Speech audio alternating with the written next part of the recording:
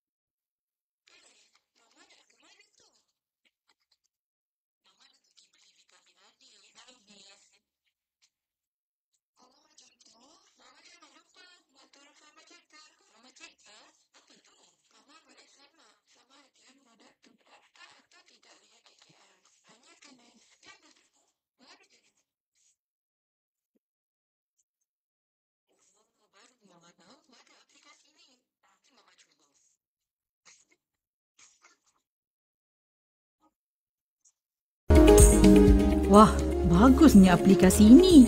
Senanglah kita nak tahu produk yang berdaftar.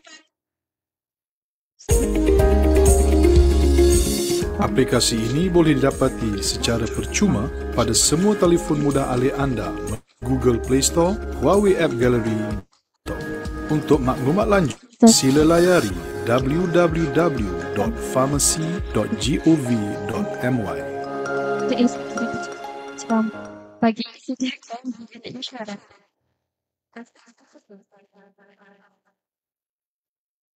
Pengurangan tempat bertemu kiranya rasa siap dan balik tuan bawa bina bangsa bangunkan negara.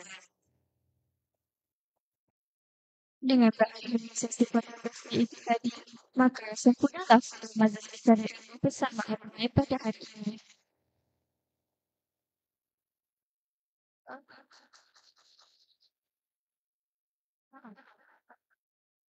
Kami mewakili kami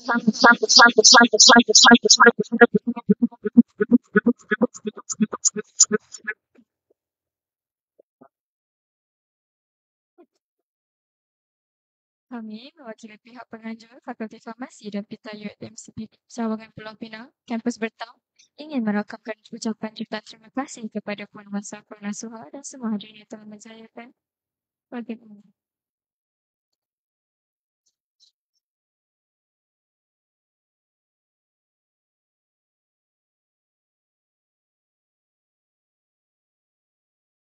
Cik.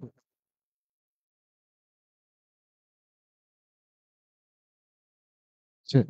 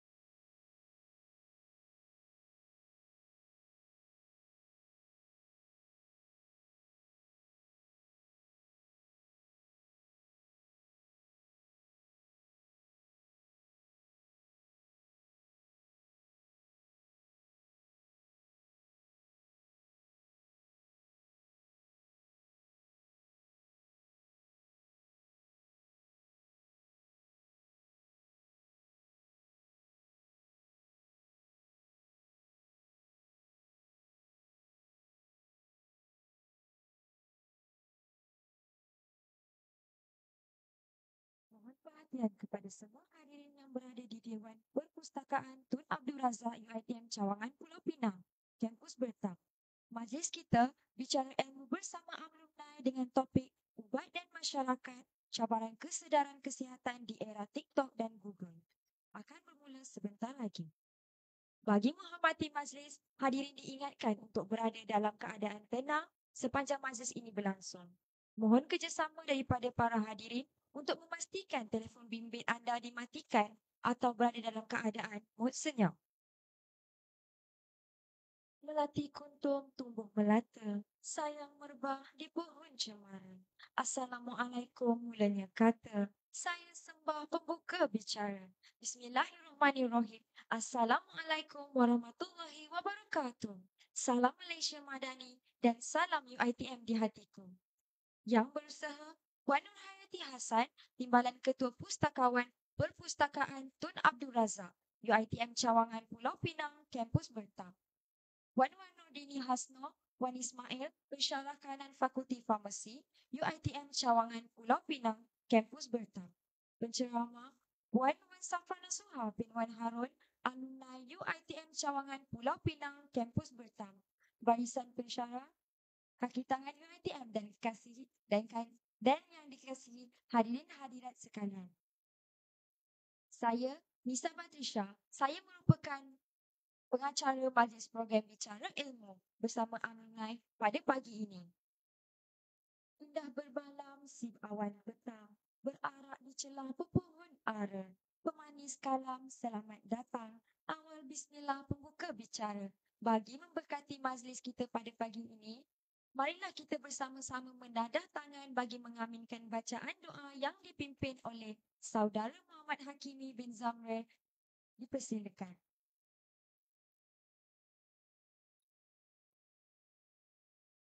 Al-Fatihah.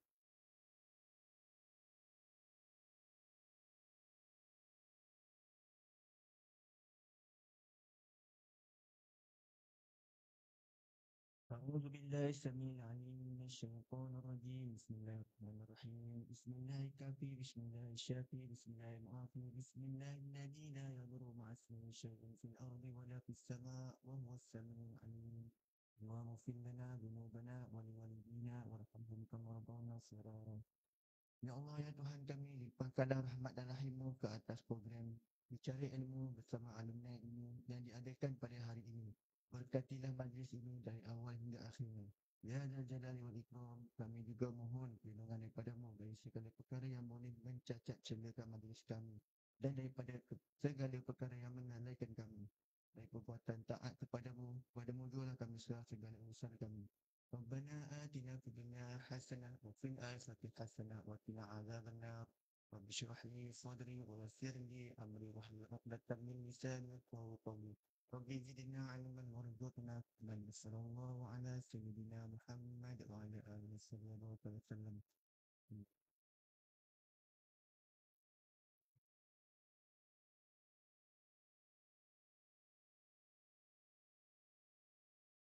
Amin, amin ya Rabbal Alamin. Ribuan terima kasih diucapkan kepada Saudara Muhammad Hakimi bin Zaman atas bacaan doa sebentar tadi. Semoga yang baik kita mulai dan yang baik juga kita datangi. Mendepani era teknologi di hujung jari, masyarakat kini tidak lagi susah untuk mendapatkan maklumat, terutamanya dalam bidang kesihatan. Segalanya kini hanya di skrin telefon pintar. Dengan satu sentuhan, pelbagai informasi boleh dicapai dalam sekelip mata. Namun begitu, dalam kemudahan yang kita nikmati hari ini, pernahkah kita terfikir tentang sejauh mana ketulinan dan ketepatan maklumat yang kita terima? Adakah setiap maklumat kesihatan yang tular di media sosial benar-benar membawa manfaat atau mungkin juga mengundang mudarat tanpa kita sedari? Oleh itu, pada hari ini, kita akan bersama-sama membincangkan topik ini dengan lebih lanjut dalam bicara ilmu bersama alumni yang bertajuk Ubat dan Masyarakat, Cabaran Kesedaran Kesihatan di Era TikTok dan Google yang disampaikan oleh Puan Wan Safrana Suha bin Wan Harun, alumni UiTM Cawangan Pulau Pinang, kampus Bertam. Dengan segala hormatnya, mempersilakan moderator Nurul Akila, pelajar Fakulti Farmasi dari Kelab Seni Tera bersama panel kita Wan Nur Safra Nasuha binti Wan Harun. Mempersilakan.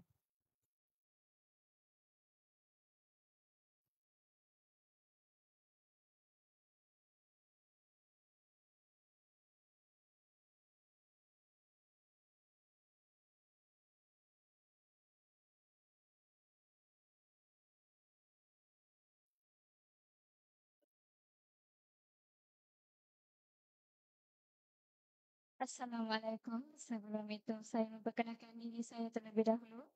Nama saya Nurul Akila binti Muhammad Faizal sebagai moderator untuk program kita pada pagi ini. Tanpa melengahkan masa, marilah kita bersama-sama menyelami intipati perbincangan kita pada hari ini. Saya akan cuba mengemukakan soalan-soalan penting yang telah ditanyakan oleh para hadirin, merangkumi pelbagai aspek isu kesihatan di era digital ini. Puan Safra, terima kasih kerana sudi bersama kami. Kita mulakan dengan soalan pengenalan. Yang pertama, boleh Puan kongsikan bagaimana trend masyarakat Malaysia sekarang dalam mendapatkan maklumat kesihatan? Adakah masih jumpa doktor atau lebih kepada Google dulu atau jumpa doktor kemudian?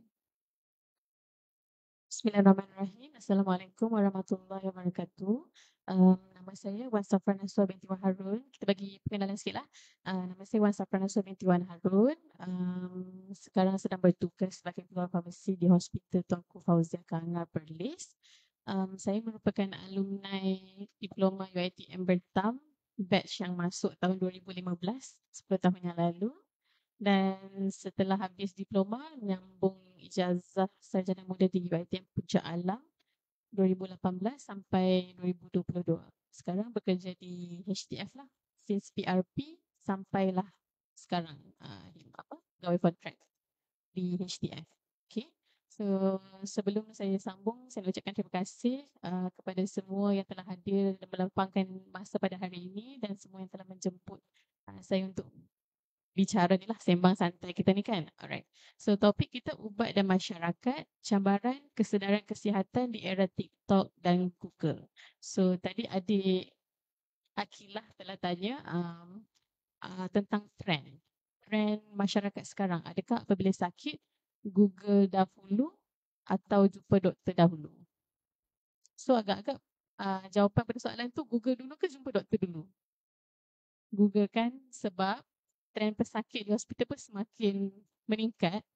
Kalau di kecemasan di hospital saya bekerja tu, kalau patient sampai ke kecemasan pukul 12.30 hari contohnya, dia akan dapat jumpa doktor mungkin after 2-3 jam, walaupun dia sakit yang contohnya kalau di kecemasan tu dia akan ada 3 zone, yellow zone, green zone dengan red zone. So bila sampai ke kecemasan tu dia akan triage kita dulu, dia akan classifykan kita kepada beberapa kes dulu. So kalau lah pesakit yang datang ke hospital tu demam, sesama batuk, yang tu memang akan lambat. Kalau datang ke kecemasan pukul 12, mungkin pukul 6 petang baru dapat ubat. Yang ni saya dapat tahu trend ni sebab di farmasi HTF tu dia ada extended hours. 8 sampai 5 working hours normal, 5 sampai 10.30 tu akan ada pegawai yang buat shift lah. So kadang-kadang kita tanya lah patient yang sampai ke kaunter tu, ni dah tunggu berapa lama ni? Oh, saya main pada pukul 2, pukul 6 baru dapat slip ubat. So sedahsyat tu patient punya trend di hospital. Ini contoh di hospital HTF. HTF ni kira kecil jugalah.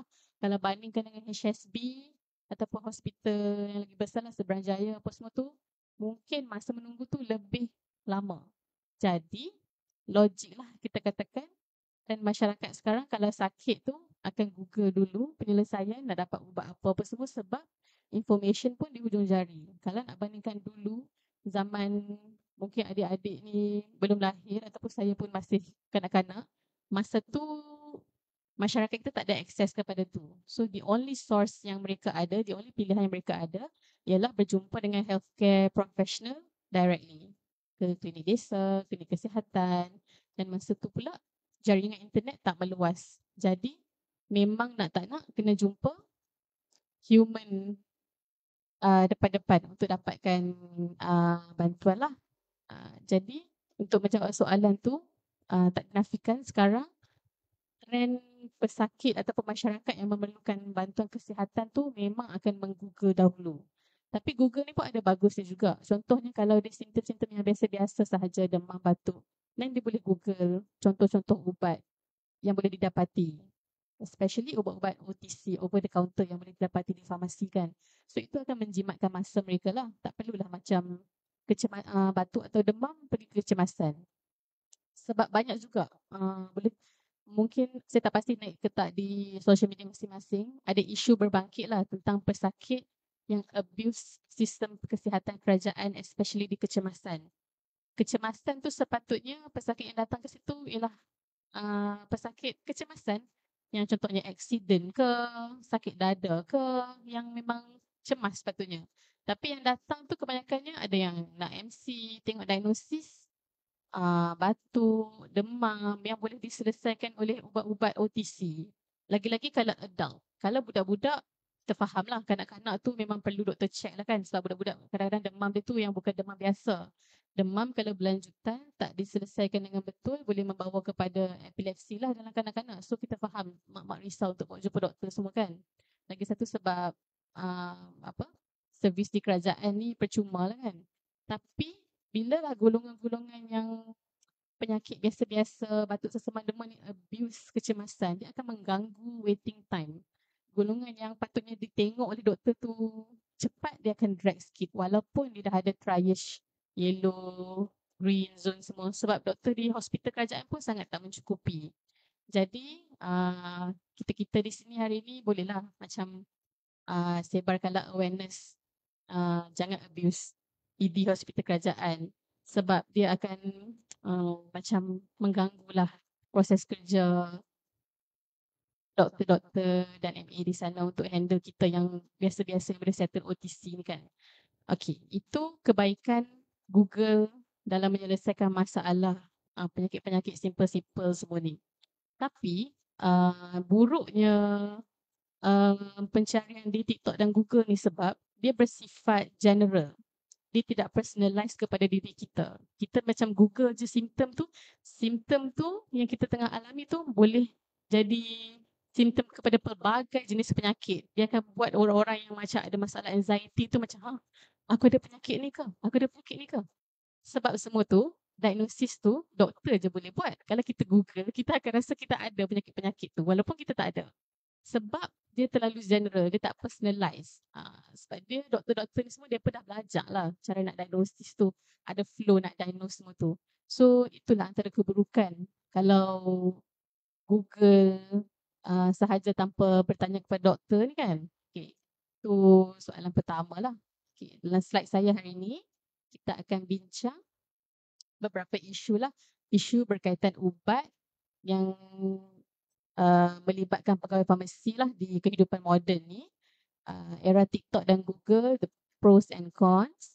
Peranan masyarakat untuk masyarakat. Maksudnya peranan masyarakat seperti kita lah. Pegawai farmasi, student, pensyarah terhadap masyarakat juga yang akan memerlukan khidmat kita tu. Dan seterusnya kempen-kempen kerajaan laksanakan untuk memastikan masyarakat dapat mendapatkan bekalan ubat yang selamat, patient safety, dan setelah itu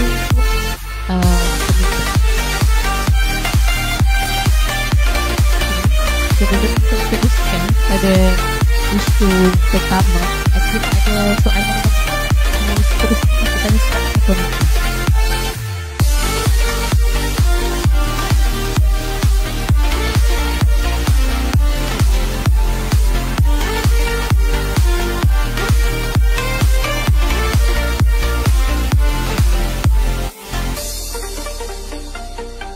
Experience yang jumpa depan-depan tu ada juga sebab nanti kalaulah ada di antara adik yang disambung degree farmasi dan bekerja sebagai ahli farmasi di hospital atau kesihatan, nanti kita akan wajiblah buat kempen kenali ubat anda.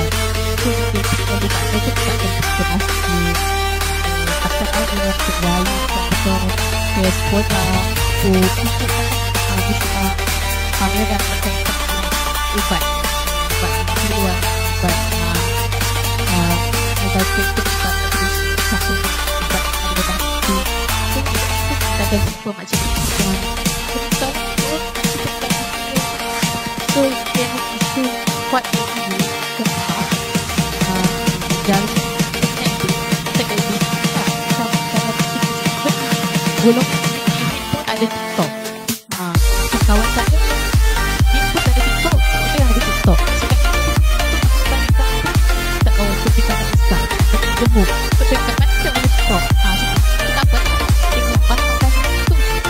Kalau ada gula tuk suka makan ubat. Ada tahu suka makan ubat. Suka makan ubat. So macam tahu tu beli. Doctor maksud dia ada bahan lain yang dicampur dalam tu. Dia memang berkesan lah sebab bahan yang dicampur tu steroid. Steroid ni memang kesan dia cepat. Tapi kesan sampingan dia pun dahsyat. Macam tu. So itulah yang mendorong kita pilih tajuk pada hari ini. So, dalam program kita akan bincangkan beberapa isu lah. Satu, penggunaan ubat dan suplemen tiruan atau tidak berdaftar. Yang kedua, isu pembazran ubat. Yang ketiga ialah isu pelulusan ubat. Walaupun tajuk kita cabaran tentang cabaran di era TikTok dan Google kan. Ada isu dengan 3.8 disebabkan TikTok, Google dan terbatas makin banyak penggunaan ubat dan suplemen tiruan tidak berdaftar yang digunakan secara berleluasa. Sebelum kita mulakan video, kita akan terangkan sedikit tentang Pharma Checker. Ada siapa yang pernah dengar Pharma Checker? Pharma Checker kita buat satu app kita boleh scan barcode. Barcode tu kita tipu kan. Kadang-kadang kita check ada barcode tu legit ataupun tak. Kita tipu barcode tu lah boleh install Pharma Checker. Kita boleh kita check beberapa hari scan. Kalau tak naik apa tu tak berdaftar, dia naik segala nama, batch number, mal number semua dan yang tu betul. Kita tengok video satu.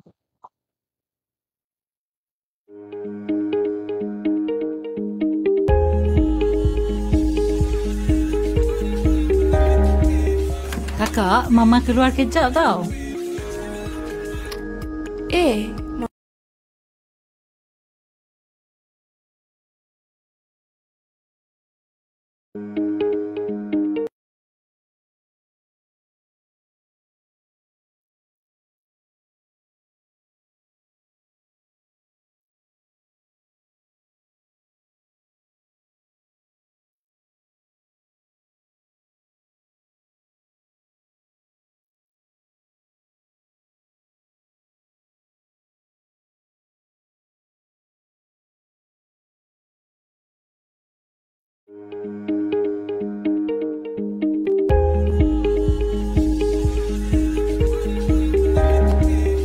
Kakak, Mama keluar kejap tau.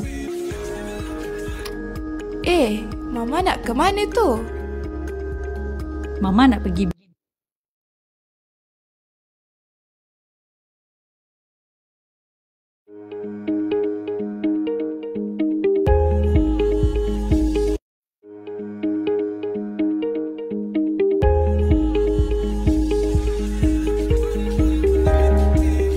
Kakak, Mama keluar kejap tau. Mama nak ke mana tu? Mama nak pergi beli vitamin adik, dah habis.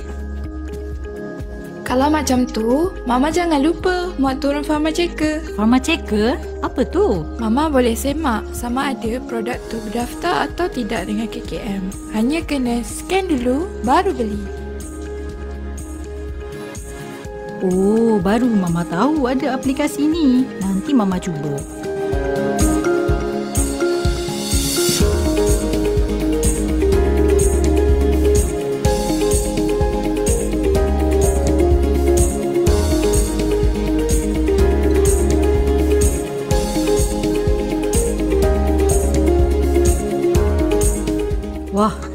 bagusnya aplikasi ini. Senanglah kita nak tahu produk yang berdaftar dengan KKM. Aplikasi ini boleh didapati secara percuma pada semua telefon mudah alih anda melalui Google Play Store, Huawei App Gallery dan App Store. Untuk maklumat lanjut, sila layari www.pharmacy.gov.my.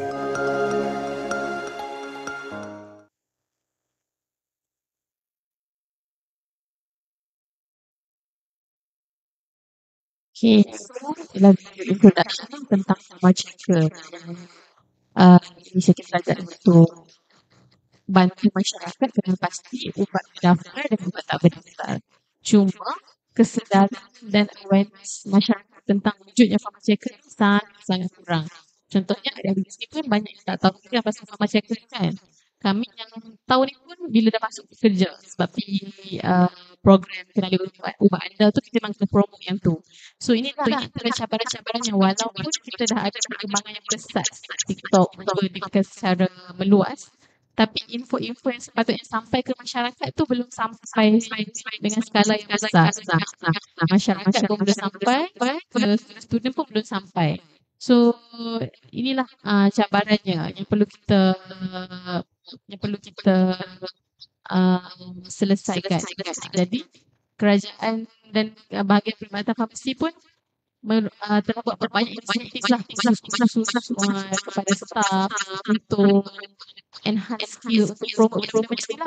Sebab lama sekarang ni company yang promote ubat di rumah semua tu dia sangat proactive bab promotion video di media sosial, menggunakan influencer lagi walhal influencer tu bukanlah ada credibility.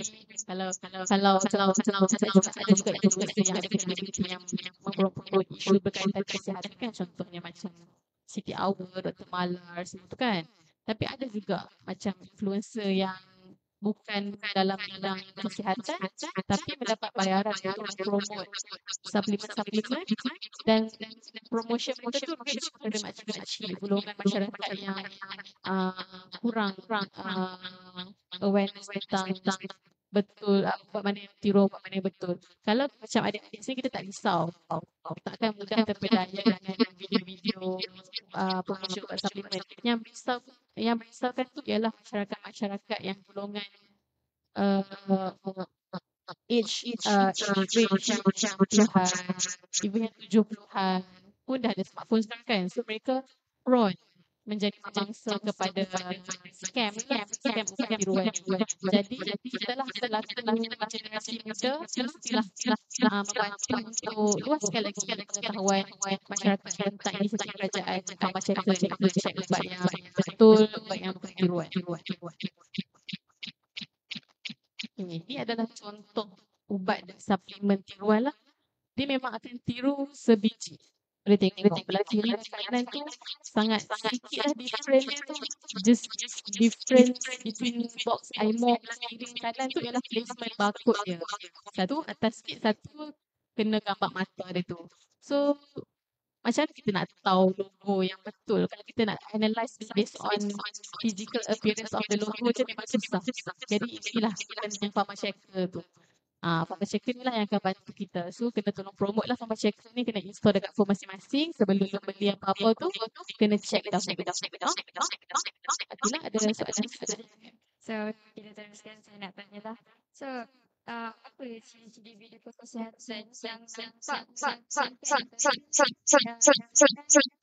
mudaratkan?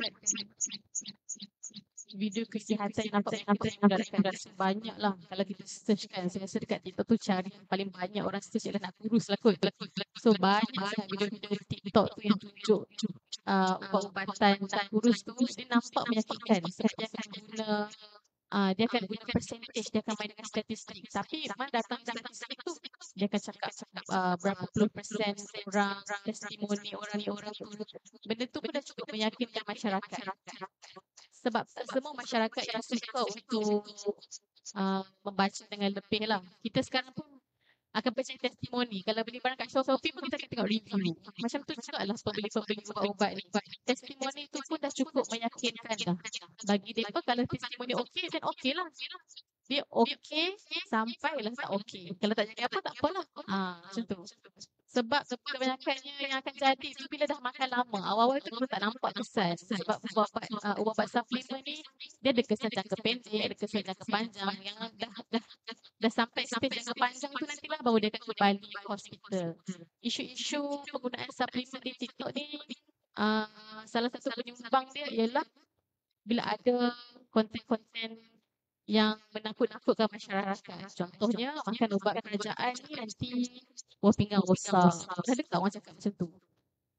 Kalau dekat timeline saya tu ada ni lah benda-benda macam tu. Macam-macam makcik-makcik, masyarakat-masyarakat yang golongan lebih tua tu, dia lagi takut makan ubat hospital daripada ubat yang dijual online ataupun oleh salesperson yang duduk jalan rumah ke rumah tu.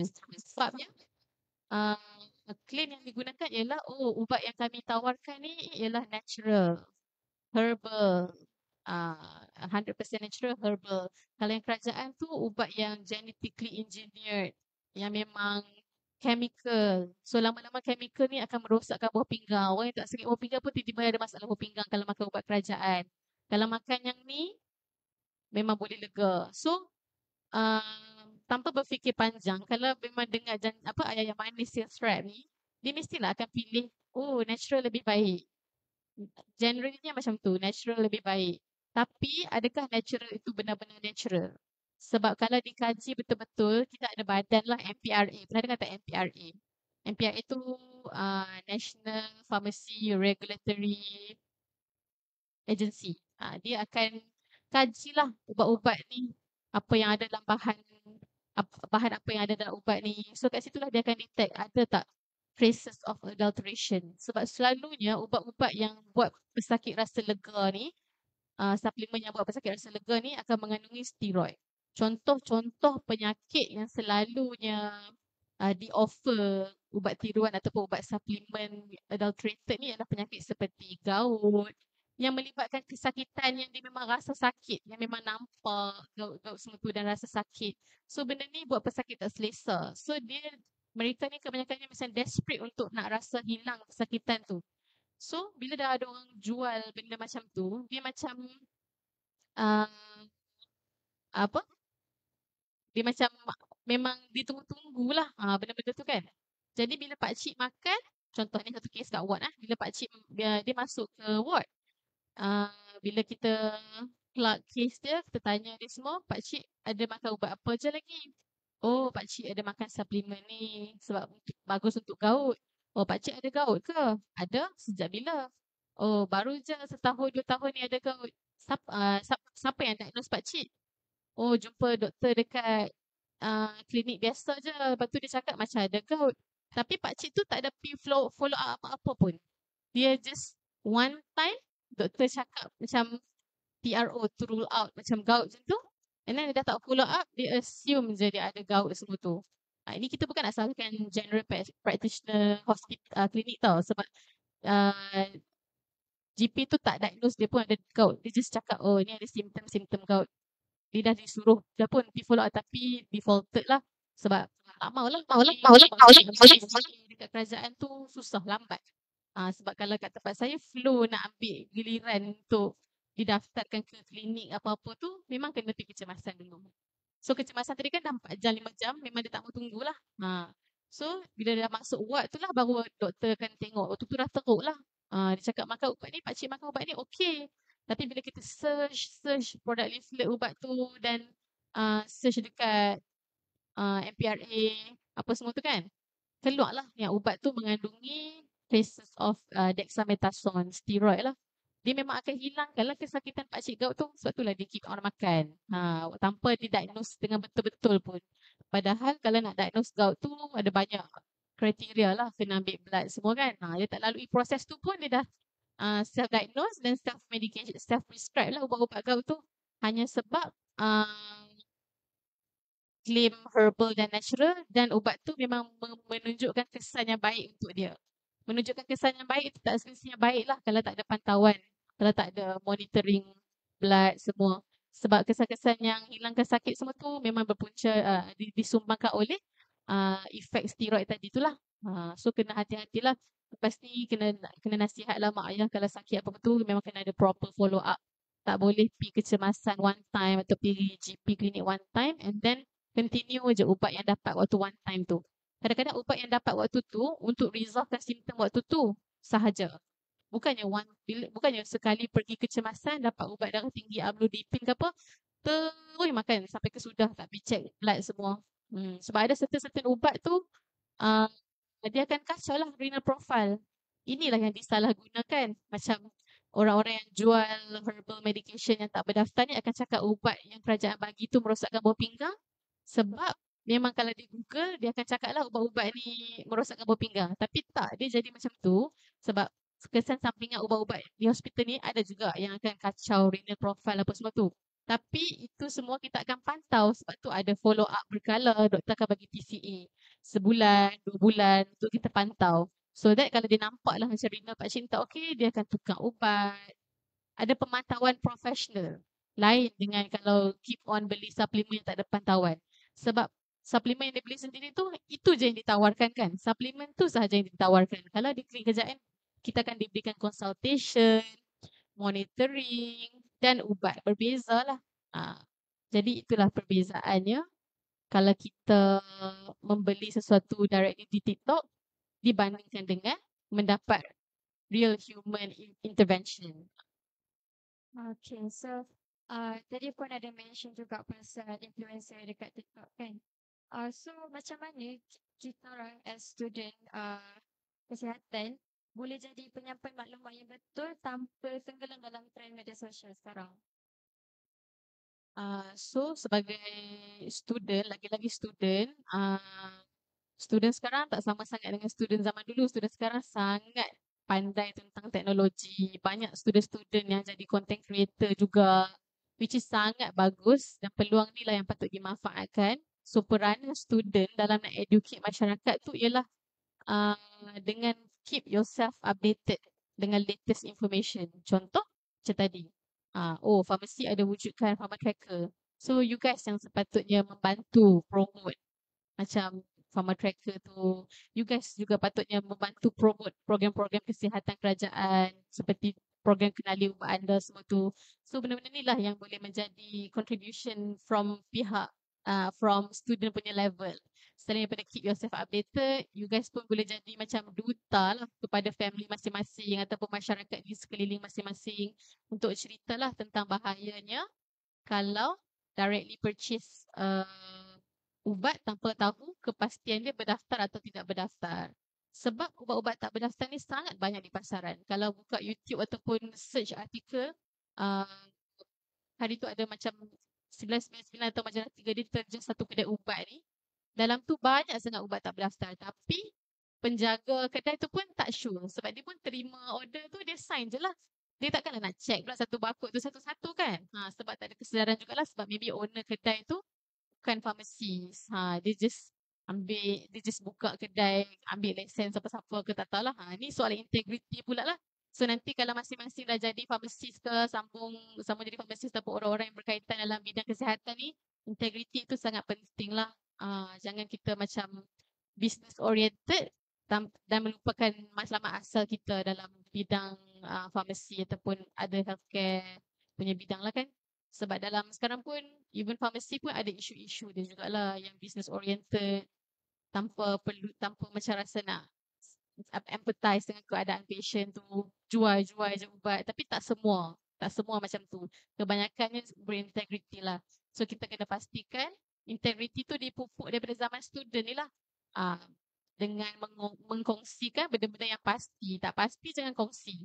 Kongsi pula benda-benda ilmiah lah. Janganlah kongsi video-video ubat-ubat kurus semua tu.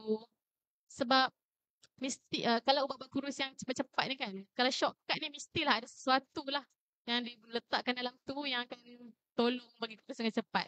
Benda-benda cepat ni tak bagus lah. Fikir macam tu je lah. So benda ni tak semua orang ada kesedaran. So kita lah kena bagi kesedaran tu dekat mereka. So dah zaman sekarang ni, kenapa macam ramai orang lagi percaya kepada influencer berbanding dengan doktor, farmasis, psikologis ataupun ahli profesional yang lain? bagi saya ini that's the power of social media, you know, sebab kita akan tengok video tu visual, dapat dengar visual dan audio berbanding dengan the hustle dia nak jumpa doktor tu. Kalau dia bawa diri dia jumpa doktor, pharmacist, dia akan percaya, cuma dia struggle, kesusahan nak ke situ tu berbanding dengan yang di phone di hujung tangan ni, mana lagi senang.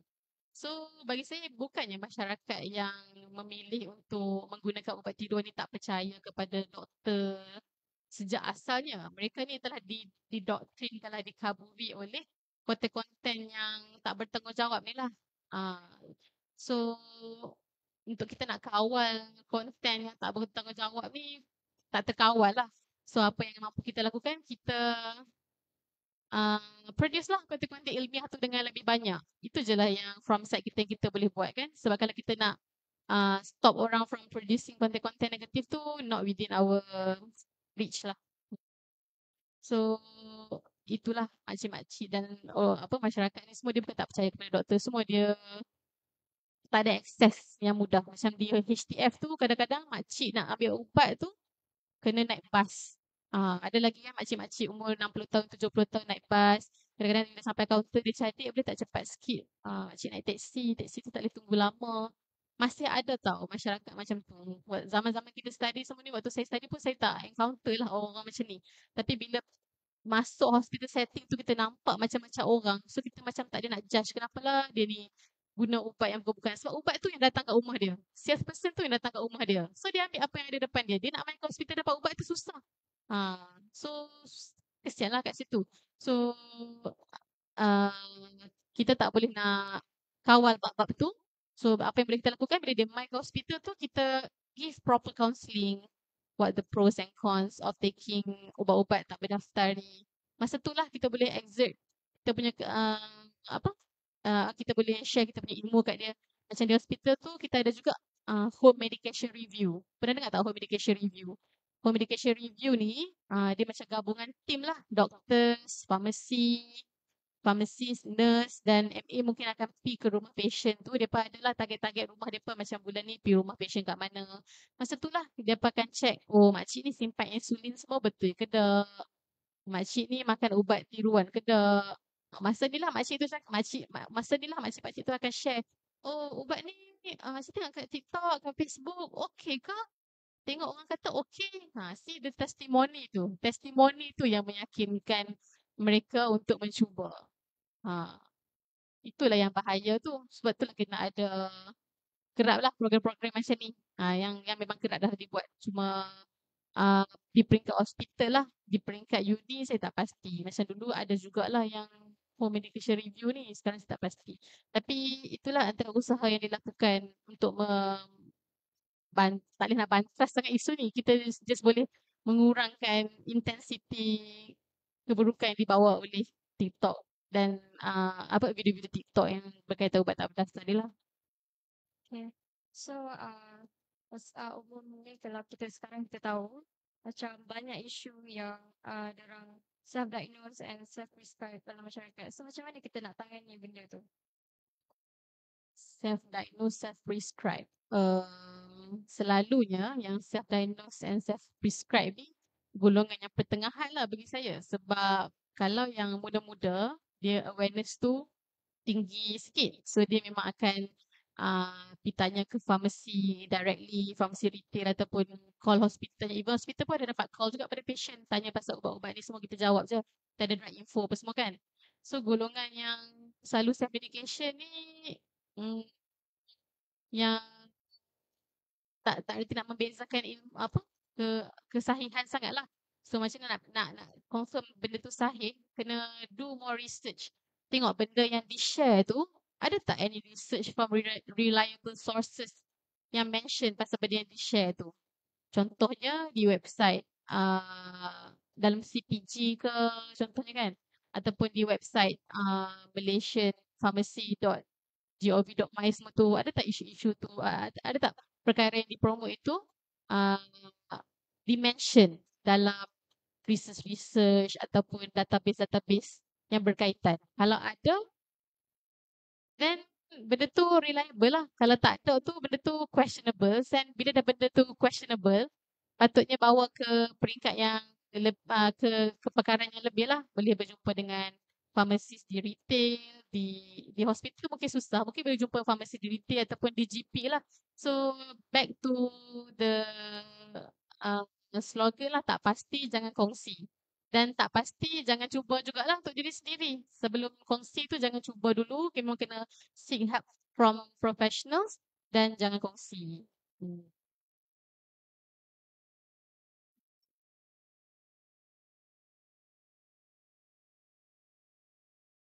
Okay, so dari segi isu ubat-ubat ni, punca-punca yang menyebabkan penggunaan ubat tiruan dan tidak berdasar di luasa ialah kurang pengetahuan dan kurang kesedaran lah. Kurang pengetahuan dan kurang kesedaran tu means dia tengok video tu dia assume benda tu betul lah, sebab yang di-share, video yang di-share tu banyak mendapat testimoni positif daripada pengguna. So di situ dia akan menurunkanlah kesedaran tentang ketidaktelusan konten tu, sebab engagement konten tu tinggi. Dan yang kedua ialah dari segi faktor harga dan kemampuan. Faktor harga tu contohnya ada juga tempat-tempat ataupun sales rep yang menjual ubat sama, ubat yang ada di hospital kerajaan, bukan ubat suplemen, ubat memang kotak macam iGlow tadi ataupun Metformin punya kotak ke apa, tapi dia jual murah. Itu dijual murah tu pesakit mestilah akan beli, sebab satu dah memang dekat doorstep dia dah murah, memang akan beli tanpa check pharma checker sebab awareness tak sampai lagi, tak tahu pun ada wujudnya pharma checker. Itulah puncanya, salah satu puncanya.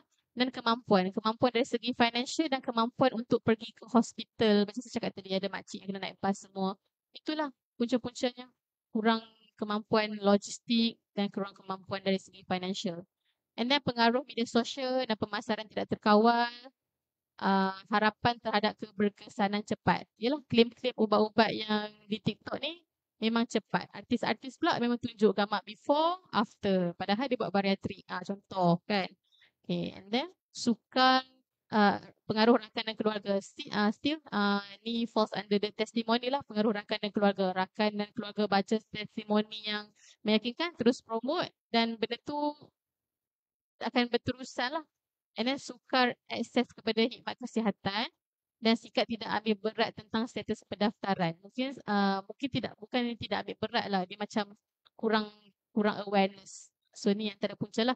Ni point form benda-benda yang saya cerita tadi lah.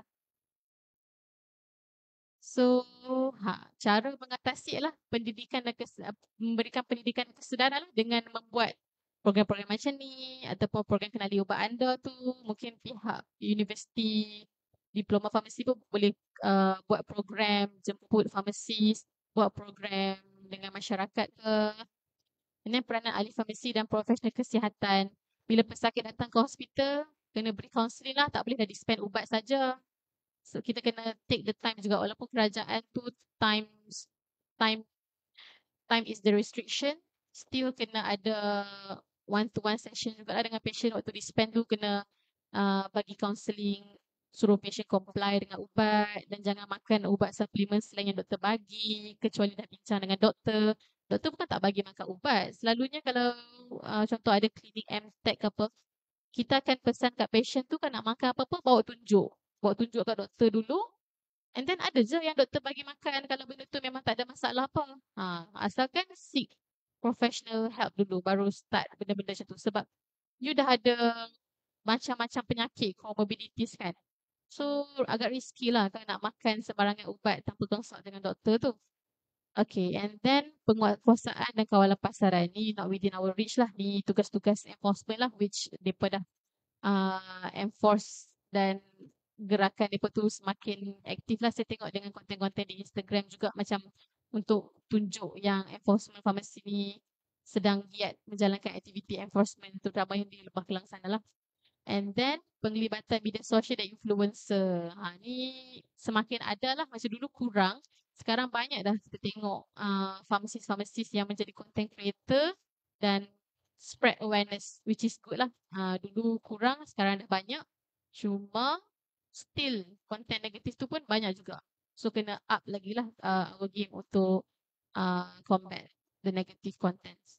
And kena mengamalkan gaya hidup sihat lah. Ini yang pertama, yang majornya actually. Kalau macam yang baru didiagnose penyakit tu, usually doktor pun akan cakap lifestyle modification dulu. Itu yang first sebelum dia start ubat.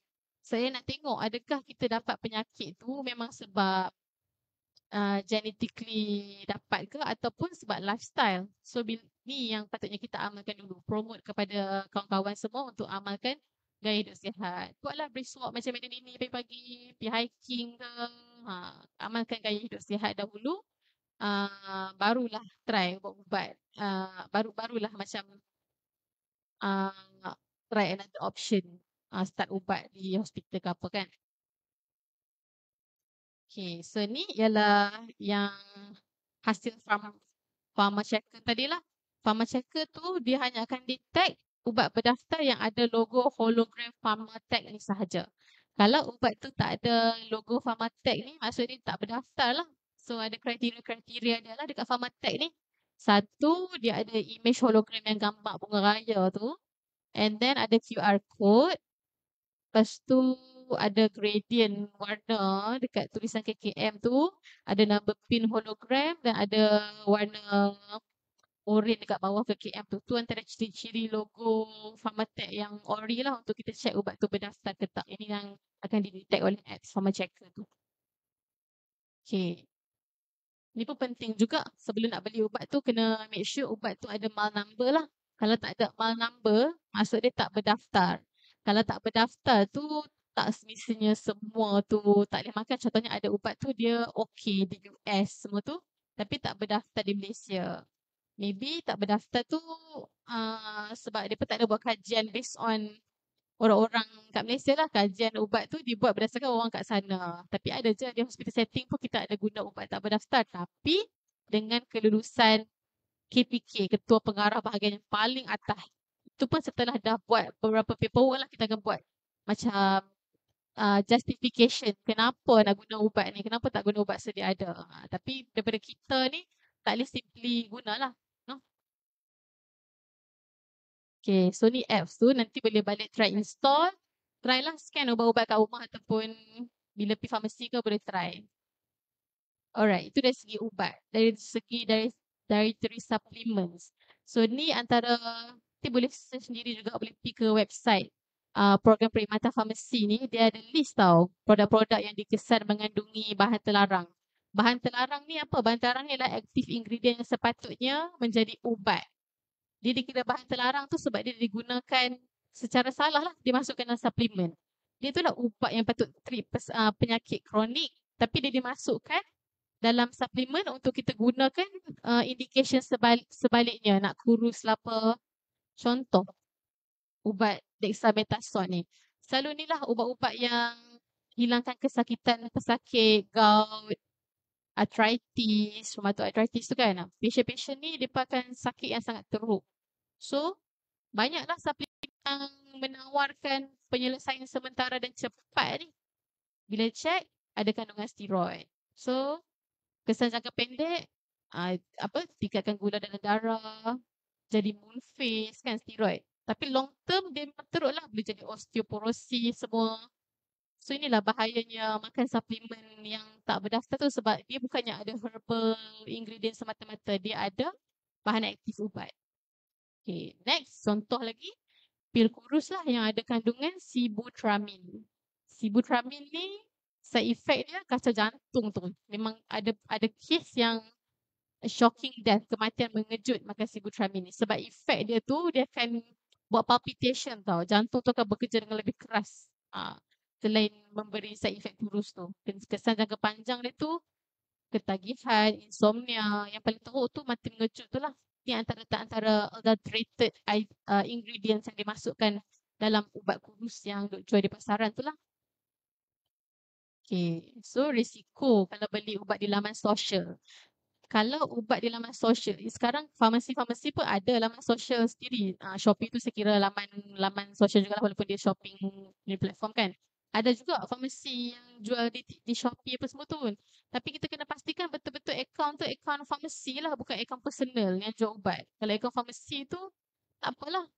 Tapi still kena lebih baiknya pergi ke kedai sendiri tanyalah supaya kita tak terlibat dengan risiko-risiko ni. Risiko produk berdaftar dan produk tak berdaftar dengan tiruan, risiko penipuan ada adulterated ingredients dalam produk kita.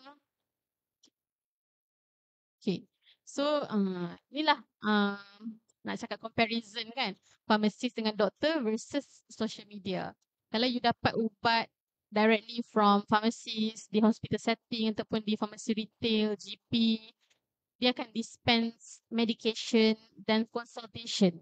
Meanwhile, di social media, dia dispense opinions. Kalau daripada social yang source yang bukan credible lah. So, kena hati-hati. Okay. Pros and cons social media. General lah, ini semua orang pun tahu lah. Kalau advantages dia banyak lah. Kita ada akses kepada banyak information, tahu update terkini, tahu program-program berkaitan kesihatan. Tapi dalam masa yang sama, boleh juga dapat misinformation. Lagi-lagi di zaman AI, ChatGPT berleluasa ni, sangat senang untuk dimanipulate info-info berkaitan dengan healthcare ni. Dan lack of professional oversight. Inilah yang saya cakap pasal specialization tu. Kalau beli ubat online saja kita tak tahu apa current status diri kita waktu tu. Apa darah kita tak ada blood monitoring kan, so kita tak tahu specifically apa. Adakah ubat yang dibeli tu akan boleh cater kepada current situation kita. Kita takkan, we never know lah sebab tak buat benda tu. Kita just beli, makan.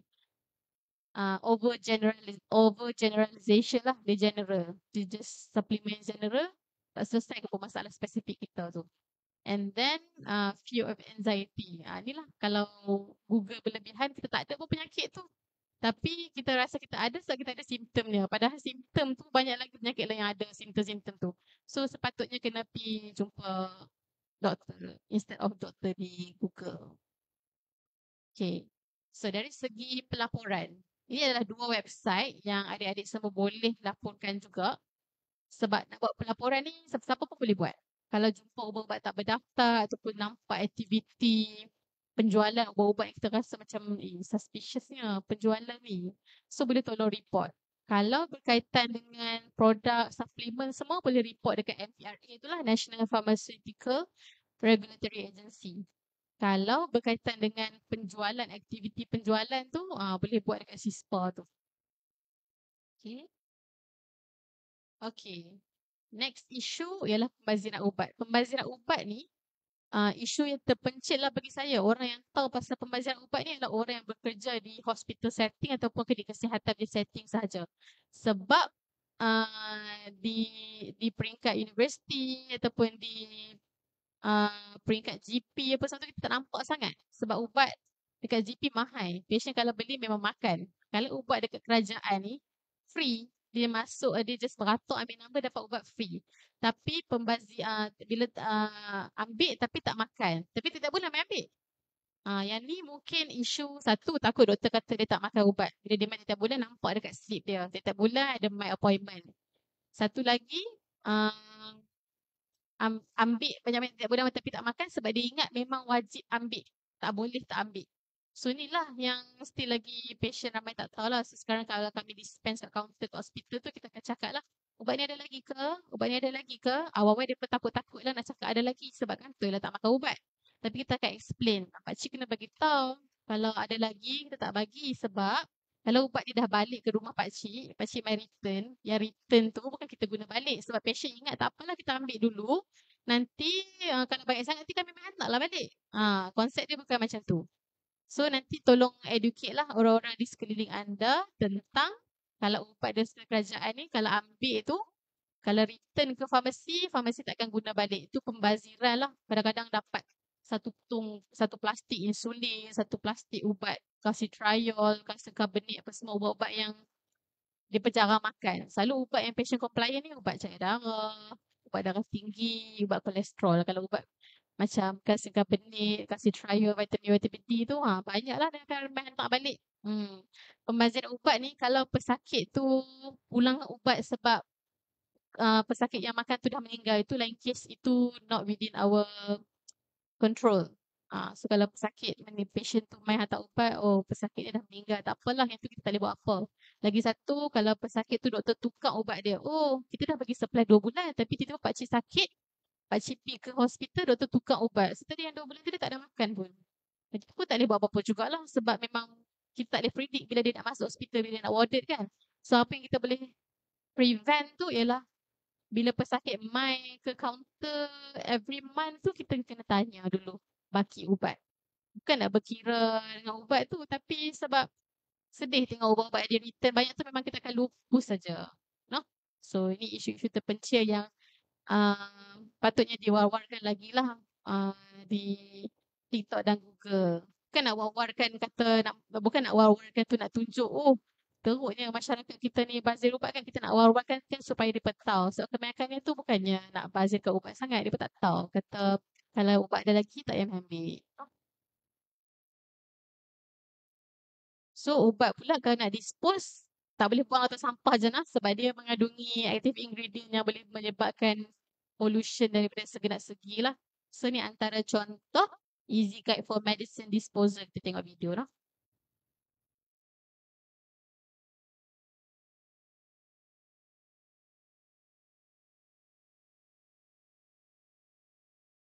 Easy Guide for Medicines Disposal.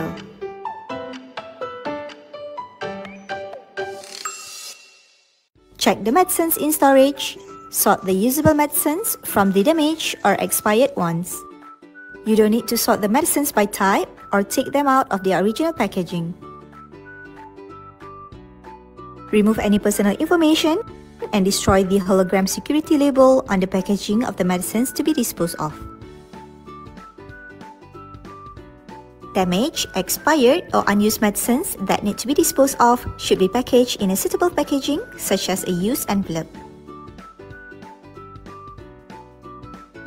Place the packed medicines into the bin provided at the collection centre.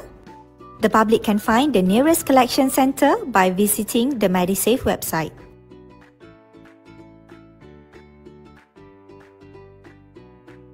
Then, scan the QR code on the medicine collection bin and answer the survey questions displayed. Feedback from the survey will help us provide better services in the future. Isn't it easy?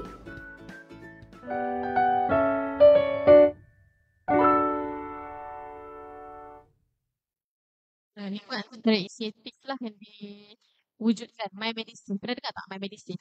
Okay, so boleh war-warkan tentang My Medicine ni.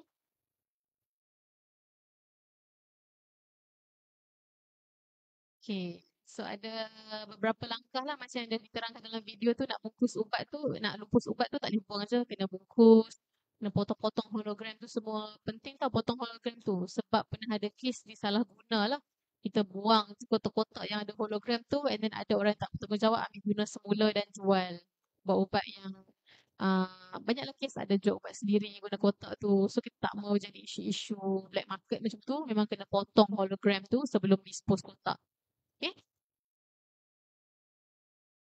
So lokasi pengumpulan My MediSafe ni boleh Google je lah. Dia ada dekat a few tempat. So selain hantar ke farmasi, kalau hantar ke farmasi, Agenta Services akan proses.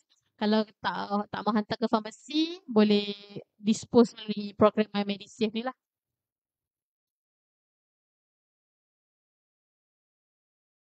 Okay, ni video tentang apa akan jadi kalau kita tak dispose properly ubat lah. Medications can save lives. Millions of people use them every day. But what happens with leftover medicines when they aren't taken correctly or can't be used?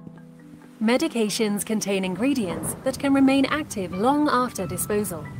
If not disposed of correctly, they may pop up again in unwanted places. Let's look at how this happens. Pharmaceuticals are designed to interact with living systems at low doses. So even low concentrations in the environment can affect local ecosystems. Medications entering the environment can lead to antimicrobial resistance, AMR. This happens when bacteria and other microorganisms develop resistance to antibiotics and antimicrobial medicines, making infections harder to treat. Each of us has a key role to play in avoiding medicines entering the environment. Never dispose of medications or other pharmaceuticals down the toilet or drain. Never dispose of medications into general waste unless specifically advised to by your local waste collection authority. Always take your medication as prescribed and don't stop taking them without consulting your doctor. Check the package leaflet for disposal instructions. Follow the local advice in your area for returning unused medication. Use community drug give-back programs if available. If you are unsure on how to dispose of your medication, consult your local pharmacist. Together, we can protect our health and environment with safe disposal of medications. For more information, visit noharm-europe.org.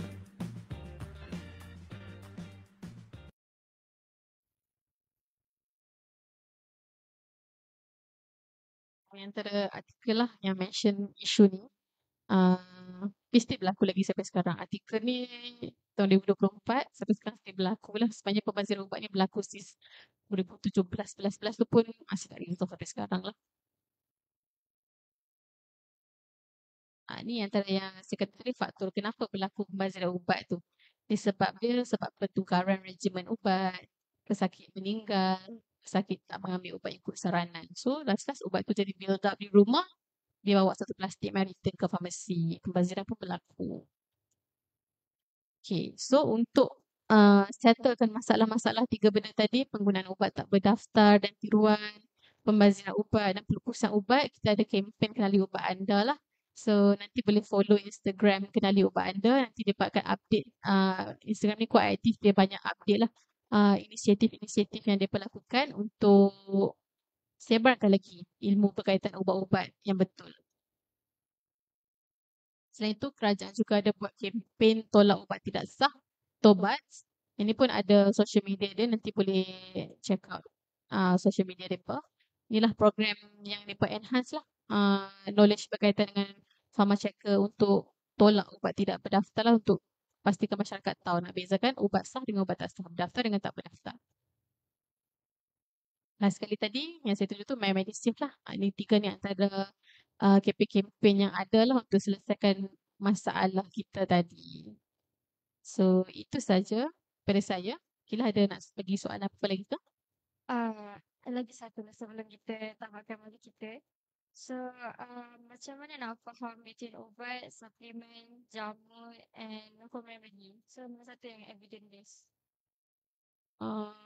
Kalau evidence based tu ubat lah obviously. Kalau macam jamu semua tu dia macam betul turun-temurun kan. Kalau dari segi badan-badan dia lain tau. Kalau macam meal replacement apa semua tu regulatory dia badan dia yang jaga. Kalau ubat MPRA yang jaga. Kalau suplemen ada lain pula.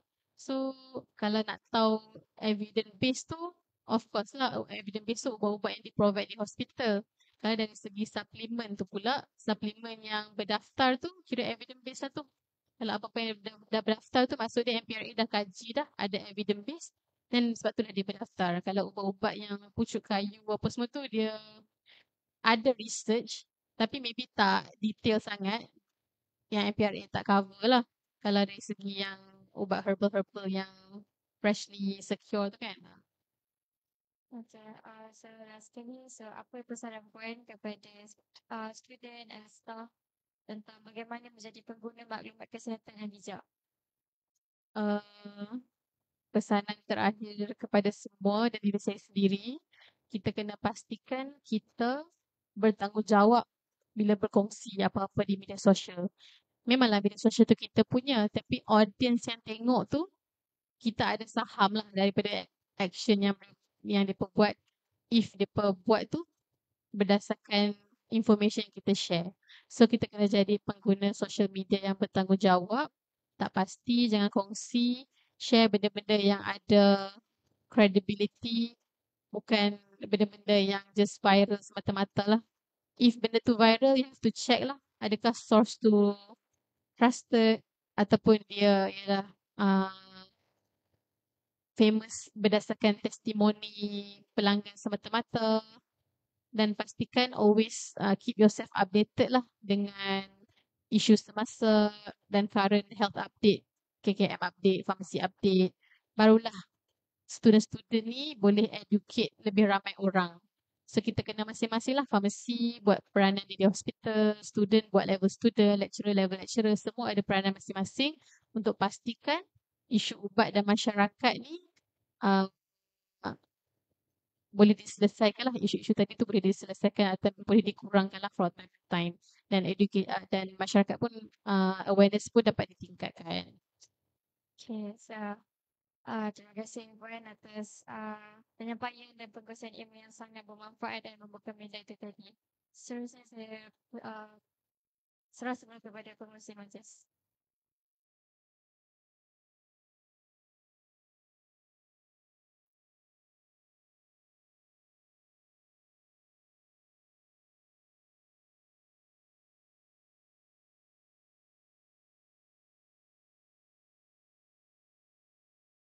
Hello?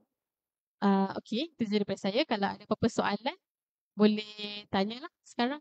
Kita Q&A session.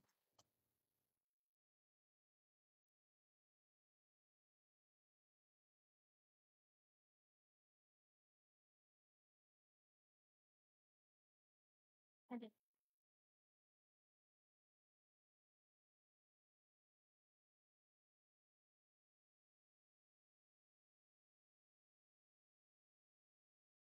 Assalamualaikum.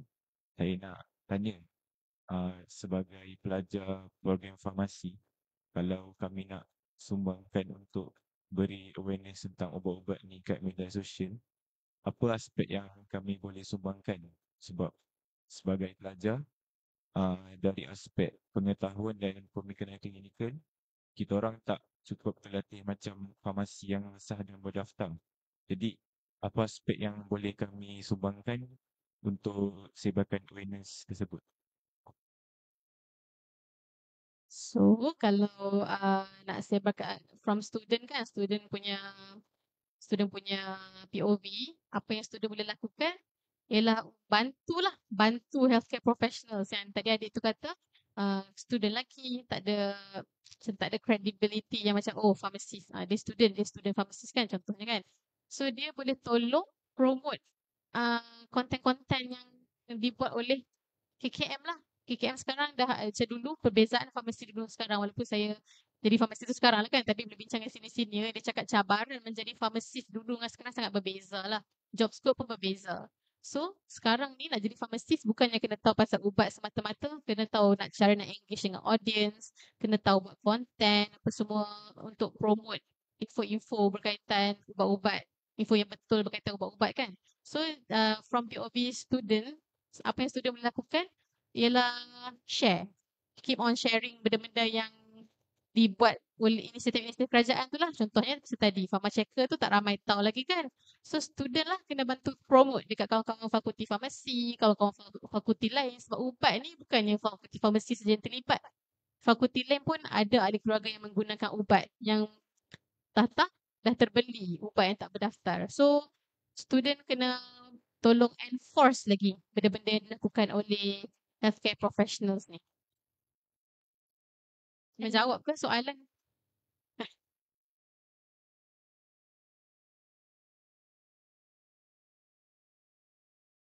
Hai, Assalamualaikum. Saya daripada student Pharmacy Santri. Saya nak tahu, as we know, for senior citizen, the elderly people, diorang tend to not to engage in social media sangat. Or lately, diorang tend untuk scroll TikToks and stuff, betul tak? Tapi dari segi pemahaman diorang untuk guna social media, macam sekarang kita ada Pharmachecker, diorang macam tak reti sangat untuk use the teknologi dekat telefon. And elderly citizen is kinda orang yang mempercayai macam things dekat social media dengan cepat, and also like home remedy, orang yang datang macam jual-jual ubat from door to door. So how kita as student or like health worker nak targeted elderly citizen dalam bagi diorang punya awareness pasal ubat ni? Sebab kita boleh guna social media kan, cuma for elderly Citizen? Cerita. Maksudnya dia boleh scroll cuma tak boleh check guna Pharma Checker. Tapi Sebab social media ada boleh scroll ubat-ubat di Maksudnya macam TikTok. dia kurang guna dari segi teknologi lah. Macam kita ada pharma checker, maybe dia orang tak berhenti nak guna to scan and stuff. So how kita nak help senior citizen untuk faham ubat dengan lebih good. Okay. So kalau isu ni, first thing first ialah kesedaran diri sendiri dululah, kesedaran senior citizen tu. So kita lah kena macam educate mereka. Macam kita sekarang ada benda-benda ni untuk check ni. Tapi kalau kata makcik-pakcik tak reti nak check, boleh je ke farmasi berdekatan tolong check. Sebab farmasi tu semua kita mesti ada smartphone punya. So community pharmacist lah kena main peranan bagi saya. Sebab kalau hospital tak terjangkau nak entertain sama patient, community pharmacist mesti ada banyak kan community pharmacist kan.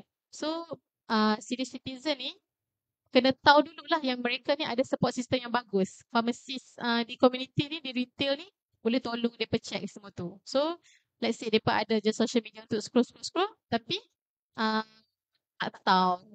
Kalau beli ubat pun tak tahu macam mana nak check berdaftar ke tak berdaftar sebab tak reti guna nak Pharma Checker tu kan. Then boleh pergilah ke retail pharmacy tu. Di sinilah peranan retail pharmacist untuk intervene patient. Tolong check benda-benda tu semualah. Lagi satu peranan orang sekeliling senior citizen tu lah. Kalau nak harapkan mereka, susah lah kita nak umur macam tu kalau kita buat bengkel ajak cara guna pun susah. So peranan tu kena diambil oleh semua pihak lah untuk tolong-tolong senior citizen tu. Community pharmacist dan orang-orang sekeliling senior citizen tersebut lah.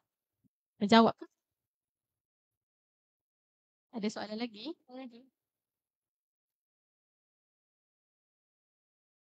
So, hi. Saya nak tanya macam mana macam ahli farmasi bersaing dengan influencer yang macam lebih senang dipercayai oleh orang ramai. Like macam contoh dia buat konten kan. Macam cerita pasal ubat cantik ke ubat kurus. So macam mana ahli farmasi sendiri nak bersaing dengan orang? Okay, inilah saya cakap lambakan video-video yang banyak engagement tapi kontennya tak kredibel tu kan.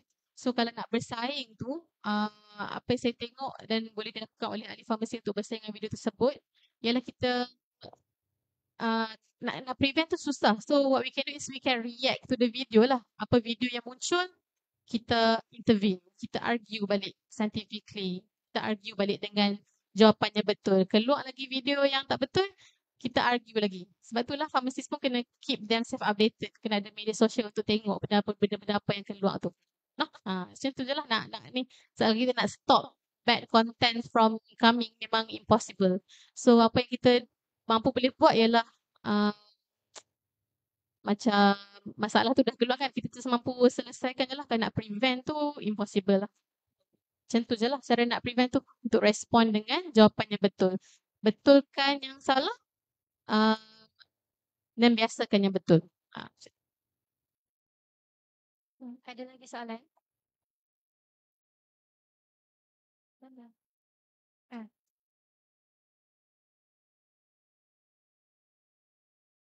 Okey. Sebagai pelajar biasanya tertarik dengan suplemen. Ya. Okey, boleh ke Puan recommend atau advice macam mana cara untuk kita beli suplemen online dengan cara yang selamat? Yang memang trusted lah. Okey, terima kasih. So cara nak beli suplemen online yang selamat ialah beli di website yang ada credibility lah. Contohnya website-website Guardian, Watson yang memang sah jual ubat-ubat yang memang berdaftar kat dalam tu. So from situlah you purchase suplemen-suplemen yang diperlukan. Contohnya kalau untuk student tu omega 3, vitamin D, benda-benda macam tu lah, magnesium. So purchase from reliable punya source. Online pun online, tapi online ada yang tak reliable, TikTok, Shopee. Ada yang reliable macam website. Ada certain website tu nama dia Dr. On Call I think. Tu bolehlah cari kat situ ataupun website pharmacist lah. Website pharmacist, retail pharmacist pun daripada website person, Watson, Guardian. Boleh beli from situ lah yang kredibel. Jangan beli yang import-import yang kita tak tahu kesahihan, itu bahaya lah no. Jawab ke point of view ni? Ada lagi ke? Tak boleh itu satu masalah. Okay, terima kasih semua.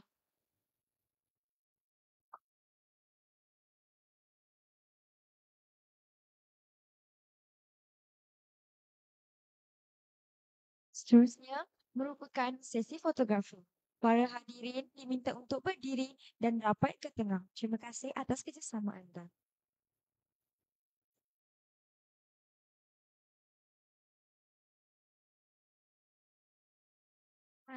Yang belakang tu balik ke depan. Rapat ke tengah.